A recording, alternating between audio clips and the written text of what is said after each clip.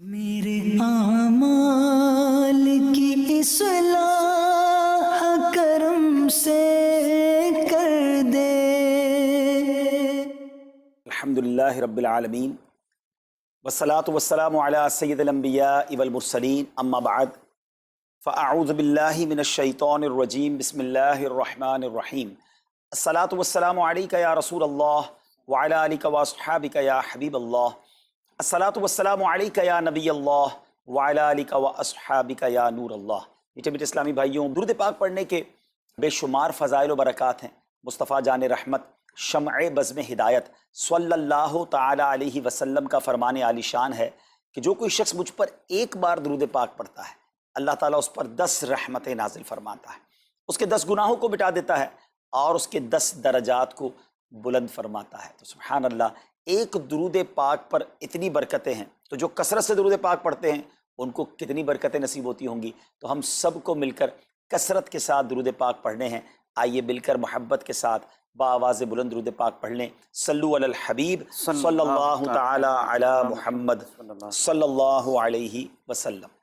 میٹھے میٹھے اسلامی بھائیوں، آج جو ہمارا بیان کا موضوع ہے کہ رمضان کا استقبال کیسے کیا جائے، رمضان کی پریپریشن کیسے کی جائے۔ دیکھیں، ہمارے گھر پہ جب کوئی مہمان آتا ہے ہم اس کی تیاری کرتے ہیں، اس کے لیے ہم ایک اچھی یوں سمجھیے کہ پریپریشن کرتے ہیں، اور جیسا مہمان ویسی تیاری۔ جس کے لیے دل میں زیادہ محبت ہوتی ہے اس کے لیے ہم زیادہ تیاری کرتے ہیں۔ تو اب ذرا آپ سوچئے کہ ایسا مہمان جو ہماری مغفرت کروانے آ رہا ہے، ایسا مہمان جو ہمیں بخشوانے آ رہا ہے، تو پھر ہمیں اس کے لیے کتنی کوشش کرنی چاہیے۔ تو آج یہاں پر جو ہم حاضر ہوئے ہیں، اللہ کرے کہ ہم رمضان کا صحیح معنوں میں استقبال کرنے میں کامیاب ہو جائیں۔ رمضان اللہ کا احسان ہے۔ رمضان کی اہمیت کو سمجھنے کے لیے یہی کافی ہے کہ پیارے آقا علیہ الصلوۃ والسلام فرماتے ہیں کہ اگر میری امت کو معلوم ہوتا کہ رمضان کیا ہے تو وہ تمنا کرتے کہ سارا سال ہی رمضان ہو۔ سبحان اللہ۔ مولا علی شیر خدا کرم اللہ تعالی وجہ الکریم کا یہ قول کتنا نرالا ہے۔ آپ فرماتے ہیں اگر اللہ تبارک و تعالیٰ کو اس امت کو عذاب دینا ہوتا تو اس امت کو رمضان اور سورہ اخلاص عطا نہ فرماتا۔ اس کا مطلب کیا ہوا کہ یہ بخشوانے، عذاب سے بچانے کے لیے آ رہا ہے، رحمتیں برسانے کے لیے آ رہا ہے۔ کاروباری لوگ بھی مجھے سن رہے ہوں گے، جس علاقے میں جس اسٹور پر کوئی ڈسکاؤنٹ ہوتا ہے، کوئی اسکیم ہوتی ہے، فائدہ ہوتا ہے، ہم ادھر پہنچ جاتے ہیں۔ رمضان ایک ایسی اسکیم ہے، رمضان ایک ایسا بینیفٹ دیتا ہے کہ احادیث میں یہ مضمون ہے کہ فرض کا ثواب 70 گنا کر دیا جاتا ہے، نفل کا ثواب فرض کے برابر کر دیا جاتا ہے، شیطان کو بند کر دیا جاتا ہے، جہنم کو تالے لگا دی جاتے ہیں، جنت کے در کھول دیے جاتے ہیں۔ روزہ دار کے منہ سے جو اسمیل آتی ہے، جو بو آتی ہے، بعض اوقات ہم کہتے ہیں یار پیسٹ نہیں کر سکے پورا دن، منہ سے اسمیل آ رہی ہے۔ سنیے، یہ اسمیل جو ہے یہ اللہ کے نزدیک مشک کی خوشبو سے بھی زیادہ بہتر ہے۔ اللہ اللہ، ذرا آپ غور تو کیجئے، ہر سجدے پر 1500 نیکیاں دی جاتی ہیں، ہر سجدے پر سرخ یاقوت کا جنت میں ایک محل بنا دیا جاتا ہے۔ اتنی نیکیاں، پھر وہ کتنا بد نصیب ہے جو رمضان میں بھی عبادت نہ کرے، رمضان میں بھی اللہ کو راضی کرنے میں کامیاب نہ ہو۔ روزانہ افطار کے وقت 10 لاکھ گناہگار بخش دیے جائیں، اور جناب ہر جمعے کو جب رمضان میں جمعہ آئے تو ہر لمحے 10 لاکھ گناہگار بخشے جائیں، تو کروڑوں اربوں لوگوں کی بخشش گویا رمضان میں ہونی ہے۔ تو پھر ہمیں اس کی کیسی تیاری کرنی چاہیے، کتنا ثواب کمانے کے بارے میں سوچنا چاہیے۔ لیکن یہاں ایک اور بڑی امپورٹنٹ بات ہے، ایک تو رمضان میں نیکیاں کرنی ہے، دوسرا بڑا کام یہ کرنا ہے کہ ہمیں رمضان میں گناہوں سے بچنا ہے، کیونکہ عادتیں تو ساتھ ہی لگی ہوئی ہیں نا۔ شیطان بند ہے لیکن ہماری اپنی عادتیں، جس کی روز حرام دیکھنے کی عادت ہے، حرام سننے کی عادت ہے، حرام بولنے کی عادت ہے۔ ایسا تو نہیں ہوگا نا چاند آتے ہی سارے سوئچ آف ہو جائیں گے، وہ عادتیں ساتھ ہی چل رہی ہوتی ہیں۔ غور کیجئے کہ رمضان میں جو گناہ کرتا ہے نا، اس کا عذاب بھی بڑھ جاتا ہے، اس کی پنشمنٹ بھی بڑھ جاتی ہے۔ یہ ایسے ہی ہے کہ کوئی مسجد کے اندر آ کے گناہ کرے تو آپ کہیں گے نا یار خدا کا خوف کرو، مسجد میں ایسا کام کر رہے ہو۔ کوئی مکہ شریف حرم میں اندر جا کر گناہ کرے تو کتنا شدید ہو جائے گا وہ۔ تو رمضان جب اتنا مقدس مہینہ ہے، اس میں گناہ کرنا، اس کی پنشمنٹ بھی زیادہ ہے۔ ایک بار مولا علی شیر خدا کرم اللہ تعالی وجہ الکریم نے ایک قبر والے کا حال دیکھا، اور دیکھا اس قبر والے پر عذاب ہو رہا ہے، اور وہ چلانے لگا، عرض کرنے لگا اے علی میری مدد فرمائیے، اللہ کی بارگاہ میں سفارش کیجئے۔ مولا علی شیر خدا نے ہاتھ اٹھائے کہ اے مولا اسے بخش دے۔ ارشاد ہوا اے علی اس کی سفارش نہ کریں۔ عرض کی مولا وجہ کیا ہے؟ ارشاد فرمائے رمضان کے روزے تو رکھتا تھا مگر رات گناہوں سے باز نہیں آتا تھا۔ روزے رکھ کر گناہ کرنے والے کو اتنا عذاب، تو جو روزے ہی نہ رکھے ایسے بھی لوگ ہیں جو رمضان میں روزے نہیں رکھتے. پلیز اس کو ایزی نہ لیں. ہمیں نہیں معلوم، پتہ نہیں اگلا رمضان پھر نصیب ہوگا کہ نہیں. پچھلے رمضان میں کتنے لوگ تھے جو ہمارے ساتھ تھے، اس رمضان میں نہیں. اور اللہ پہلے تو ہم یہ دعا کرتے ہیں اللہ ہمیں یہ رمضان بھی عطا کر دے. زندگی کا کیا بھروسہ، دنیا کی جو کیفیت آپ کے سامنے ہے کبھی بھی جا سکتے ہیں. تو پھر اس رمضان کو تو سمجھ لیں بس ایک موقع بنا دیں، لائف چینجنگ ایکسپیرینس بنا دیں کہ بس اس میں عبادت کرنی ہے، اس میں خوب سجدے کرنے ہیں، اس میں روزے رکھنے ہیں، اس میں تراویح پڑھنی ہے، اس میں گناہ نہیں کرنے ہیں. اور آئیے میں آپ کو بتاتا ہوں کہ نبی پاک صلی اللہ تعالیٰ علیہ وسلم رمضان کیسے گزارتے تھے. ایک مسلمان کے لیے اس سے بہترین رول ماڈل کیا ہوگا کہ رمضان میرے آقا کیسے گزارتے. تو مختلف احادیث کا جو سمری ہے وہ یہ ہے کہ نبی پاک علیہ الصلوۃ والسلام عبادت میں کمر بستہ ہو جاتے، بستر پر کم تشریف لاتے. بی بی عائشہ فرماتی ہیں کہ نبی پاک کے چہرے کا رنگ بدل جاتا تھا، متغیر ہو جاتا. کیوں؟ کہ نبی پاک پر خوف خدا طاری ہوتا. آپ گر گڑاتے، آپ رات بھر التجائیں کرتے. میرے آقا رو رو کر دعاؤں میں رمضان گزارے، چہرے کا رنگ بدل جائے. اور یہاں کچھ لوگ تو وہ ہیں کہ جن کا وزن ہی بڑھ جاتا ہے رمضان میں. اتنا کھانا کھانا ہے، سحری میں زیادہ کھانا ہے کہ سارا دن بھوکا رہنا ہے، افطار میں اس لیے زیادہ کھانا ہے کہ پورا دن بھوکا رہے تھے، پھر رات کو 2-3 بار مزید کھانا ہے کیونکہ کل روزہ رکھنا ہے. تو رمضان فوڈ فیسٹیول نہیں ہے، رمضان عبادت کے لیے آیا ہے. لوگ تیاری کر رہے ہوں گے بھی رمضان کی، وہ کیا کر رہے ہوں گے کہ افطار میں کیا پکانا ہے، سحری میں کیا پکانا ہے، کون سا آئٹم شارٹ ہے. نہیں میرے بیچ اسلامی بات، یہ جو بھوک کا احساس ہے نا روزے میں، اس کی حکمت علماء نے بیان کی ہے کہ بھوک غربت کا احساس دلاتی ہے، فقیری کا احساس دلاتی ہے، بندے کا غرور تکبر بیٹھ جاتا ہے. کتنے نقاہت میں آ جاتے ہیں ہم، ہمت ہی نہیں ہوتی کوئی کام کرنے کی. تو یہ احساس دلاتی ہے کہ تیری اوقات کیا ہے، غریب کیسے زندگی گزارتا ہے، فقیر کیسے زندگی گزارتا ہے. لیکن کچھ لوگ وہ ہیں جن کو بھوک ہی نہیں لگتی کیونکہ وہ اتنا کھا لیتے ہیں یا پھر سوتے ہی رہتے ہیں. روزے کی حکمت یہ نہیں ہے. نبی پاک آنسو بہاتے تھے، آقا کا چہرے کا رنگ بدل جاتا. اور پھر بتایا کہ رمضان میں جب جبریل امین نبی پاک علیہ الصلوۃ والسلام کے پاس آتے تو آقا علیہ الصلوۃ والسلام ان کے ساتھ قرآن پاک کا دور فرماتے. اور پھر ایک اور نبی پاک کا خوبصورت انداز کہ پیارے آقا ویسے تو سب سے بڑھ کر سخی ہیں، مگر جب رمضان آتا تو نبی پاک کا دریائے سخاوت ایسے بہتا تھا جیسے تیز آندھی، بلکہ اس سے بھی زیادہ. اللہ اللہ. یہ 3-4 چیزیں آپ نے میں نے پکڑ لینی ہیں. آقا علیہ الصلوۃ والسلام کے پیچھے پیچھے جانا ہے نا جنت میں، ہم نے بھی یہ کام کرنا ہے. یہ راتیں مانگنے کی راتیں ہیں، التجا کرنے کی راتیں ہیں، سجدے کرنے کی راتیں ہیں. ہمیں تہجد بھی پڑھنی ہے، ہمیں انشاءاللہ نوافل بھی پڑھنے ہیں. اور کم از کم قرآن ایک بار تو پورا انڈرسٹینڈ تو کریں نا. تلاوت، ترجمہ، تفسیر کب کریں گے؟ بڑی بڑی ڈگریاں ہیں، بڑے بڑے پاسپورٹ اور جناب بہت سارا سرمایہ ہے، مگر ایک بار بھی قرآن پورا ترجمے اور تفسیر سے نہیں پڑھا ہوگا. بہت سارے لوگ ایسے ہیں. ذرا سوچئے نا.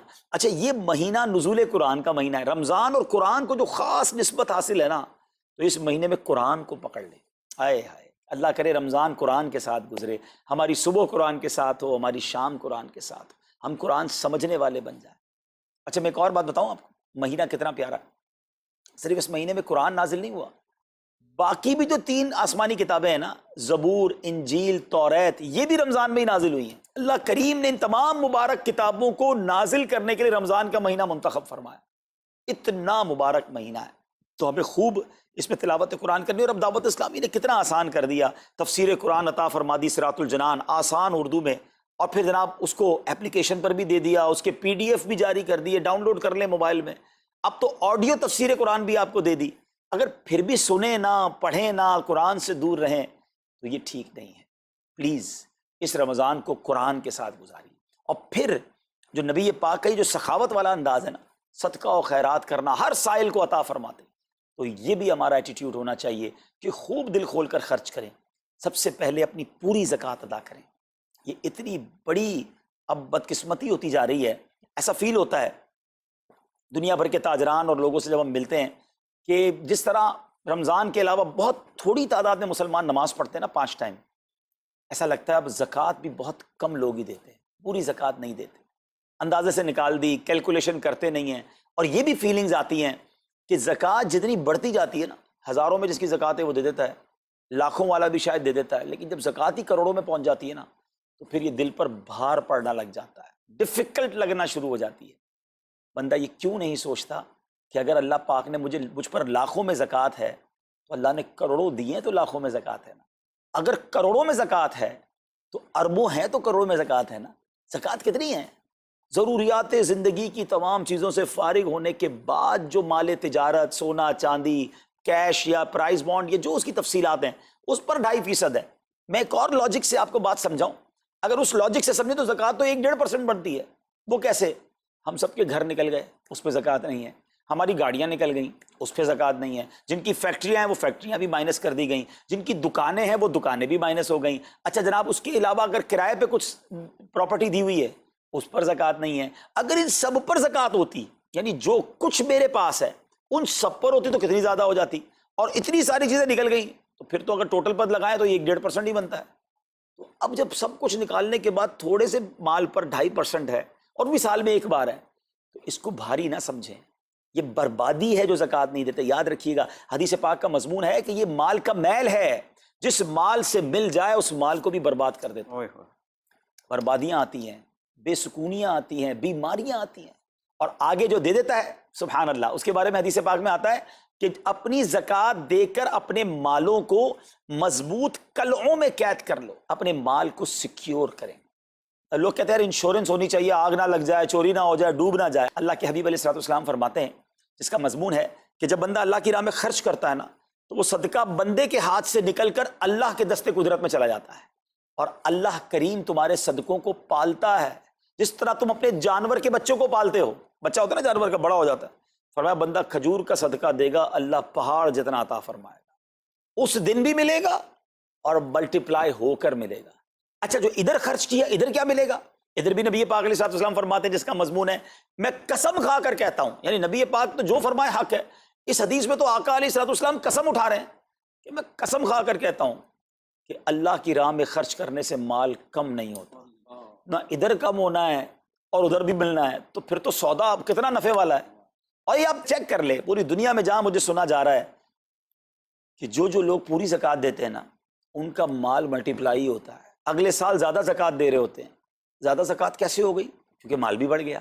تو ادھر بھی بینیفٹ ہے، ادھر بھی بینیفٹ ہے، نقصان کا سودا ہی نہیں ہے. پھر چاہتے ہو بلاؤں سے بچ جائیں، تو روایتوں کا مضمون ہے کہ صدقہ بلا اور بندے کے بیچ میں آ جاتا ہے. بلا اترتی ہے، صدقہ روک لیتا ہے، لڑائی کرتا ہے اس سے، اور بندے پر بلائیں اور پرابلمز اور ڈیفیکلٹیز آنے سے اسے روکتا ہے.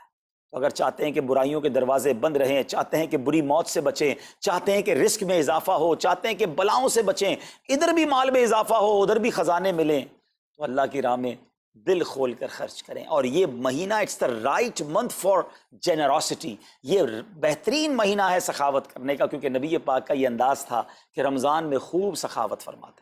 تو غریبوں کی مدد کریں، ایسی مدد کریں کہ چہروں پہ مسکراہٹیں آ جائیں، لوگوں کے دسترخوان اچھے ہو جائیں، ان کے گھروں میں بھی کچھ اچھے کھانے پہنچ جائیں. اور اس میں سب سے بہترین طریقہ یہ ہے کہ اپنے غریب رشتہ داروں کو آپ مدد کریں. اگر وہ مستحق ہے نا زکوٰۃ کے، تو حق ہے کہ سب سے پہلے اپنے غریب رشتہ داروں کو دیں. پھر زکوٰۃ بچ جائے تو عاشقان رسول کی عظیم الشان بڑی تحریک دعوت اسلامی آپ کے سامنے ہے، جو دین متین کی خدمت کر رہی ہے. جامعۃ المدینہ ہیں، مدرسے ہیں، بچے اور بچیاں عالم بن رہے ہیں، عالمہ بن رہے ہیں، حافظ بن رہے ہیں، ناظرہ قرآن، اور ان سے کوئی فیس بھی نہیں لی جا رہی. ہزاروں بچے فری آف کاسٹ ہمارے پاس ایکوموڈیشن رکھے ہوئے ہیں، جن کو کھانا پینا رہنا دعوت اسلامی نے دینا ہے. آپ ذرا سوچئے یہ امت کی کتنی بڑی خدمت ہے کہ علماء دینا، حافظ قرآن، مسجدوں کے امام یہاں سے پروڈیوس ہوتے ہیں. اور پھر آگے چلیں تو دعوت اسلامی نے اسلامک میڈیم اسکول بنائے دارالمدینہ. پھر سال کی 600 کے قریب مسجد دعوت اسلامی بناتی ہے. میڈیا کے ذریعے جو بے حیائی پھیلائی جا رہی تھی، تو مدنی چینل اردو، پھر مدنی چینل انگلش، پھر مدنی چینل بنگلہ. اب بچے مذہبی پروگرام اتنا غور سے نہیں دیکھتے تھے، وہ اپنے بچوں کے آئٹمز دیکھنا چاہتے تھے.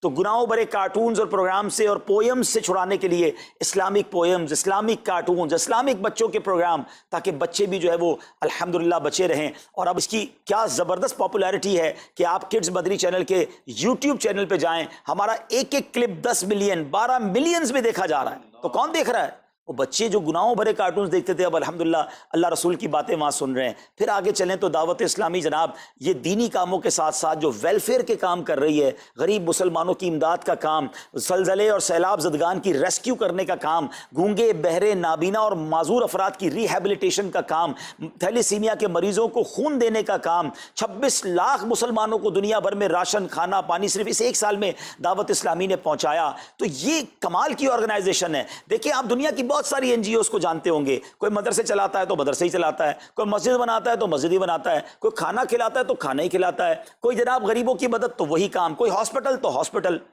دعوت اسلامی ان ون امبریلا اتنے ساری ڈائیورسٹی کے ساتھ جو دین کی خدمت کر رہی ہے، دنیا میں اس کی مثال نہیں ملتی ہے۔ لاکھوں لوگوں کو دین بھی سکھایا جا رہا ہے، غیر مسلموں کو مسلمان بھی بنایا جا رہا ہے، بے عملوں کو با عمل بنایا جا رہا ہے، بے پردہ خواتین کو با پردہ بنایا جا رہا ہے، بے نمازیوں کو نمازی بنایا جا رہا ہے، ماں باپ کے نافرمان فرما بردار ہو رہے ہیں، شراب اور نشے کے عادی چھوڑ کر نمازی بن رہے ہیں، تو جہاں مریض ہیں ان کو خون بھی دیا جا رہا ہے، گھر میں بیٹھ کر میڈیا کے ذریعے اور سوشل میڈیا کے ذریعے لوگوں تک دین پہنچایا جا رہا ہے۔ تو یہ کمال کی ڈائیورسٹی ہے۔ تو میں تو سچ بتاؤں، یہ جملہ کہا کرتا ہوں کہ میرے اور آپ کے پیسوں کا نصیب ہے کہ وہ دعوت اسلامی میں لگ جائے۔ تو یہ آپ آگے بڑھیے اور دین کے اس کام میں مزید حصہ ملائیے۔ خاص طور پہ فار ایسٹ میں آپ دیکھ لیں، کوریا میں، ہانگ کانگ میں، اور جناب یہ سری لنکا میں، تھائی لینڈ میں، ملیشیا میں، کتنے جاپان میں، کتنے ملکوں میں دعوت اسلامی کام کر رہی ہے اپنی اپنی بساط کے مطابق۔ اور لیکن ابھی مزید ادارے بنانے، ہمیں ان ملکوں میں بھی بنانے، ان ملکوں میں بھی آگے بڑھنا ہے۔ تو اگر آپ بھی چاہتے ہیں کہ میرے آقا کے عشق کا پیغام، سنت رسول کا پیغام، مسلک اعلیٰ حضرت کا پیغام، نبی پاک کے دین کا پیغام پوری دنیا میں پھیلے، تو وی ہیو ٹو سپورٹ دعوت اسلامی، نہ صرف فائنینشلی، پریکٹیکلی بھی۔ ہمیں آپ بھی چاہیے، خود حصہ ملائیں نا۔ سیدنا عثمان غنی رضی اللہ تعالیٰ عنہ نے صرف مال نہیں دیا تھا، آپ پریکٹیکلی بھی نبی پاک کے ساتھ شریک ہوتے تھے نا۔ تو آپ اپنے عطیات بھی دیں، اور دنیا کے جن ملکوں میں آپ مجھے سن رہے ہیں وہ دعوت اسلامی والوں کے دستوں بازو بنے۔ کمزوری کہاں نہیں ہوتی، ہاں ہمارے گھر میں کمزوری ہوتی ہے، ہم سب مل کر کام کریں گے تو کمزوریاں بھی دور ہوں گی اور ترقی آ جائے گی، اور ہمیں اس کا ثواب بھی ملے گا۔ تو آج میں دنیا بھر میں جہاں مجھے دیکھ رہے ہیں، پلیز اچھی نیتیں کریں۔ اچھا ایک بات اور سن لیں، ہم بعض اوقات کیا سوچتے ہیں کہ ہمارے ملک کا خرچہ مثال کے طور پہ $20,000 ہے، وہ ہم لوگوں نے کر لیا، اب اور چندے کی کیا ضرورت ہے؟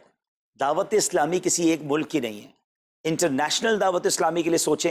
دنیا میں جہاں بھی دین کا کام ہو رہا ہے وہ میرا ہے، یہ میں اپنے ملک اور اپنی سٹی کے بارے میں سوچوں گا تو شاید میں بڑا کام نہ کر سکوں۔ آپ کو تو موقع مل رہا ہے انٹرنیشنلی مدنی کاموں میں اپنا حصہ ملائیں، تو دعوت اسلامی کو دل کھول کر سپورٹ کریں۔